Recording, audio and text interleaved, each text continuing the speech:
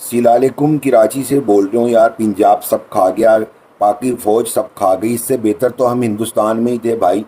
वो हमें छित्तर मारते और हमसे जय श्री राम बुलवाते। और हमने जो है ना हत्ती वोट लगाई, मन मन के हत्ती लगाई, बच्चा पैदा खत्म हो गया। अब मेरे को ये बात समझ आ गई, जो कराची की पोर्ट जितना माल इम्पोर्ट करती है ना, इसका खरीदार 70% पंजाब में बैठा है। यानी कि इसकी कीमत और टैक्स दोनों पंजाब देता है। Are you ready to hear? Arnab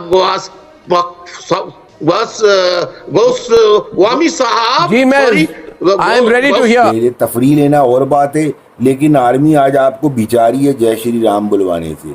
आज 17 करोड़ मुसलमान अपने आप को ऐसा समझते हैं कि जिस जमाने में हिटलर के जमाने में यहूदी अपने आप को समझते थे। मौलवी साहब मिले थे, उन्होंने बताया कि नबी करीम के घर में अनाज नहीं था लेकिन 11 तलवारें थी।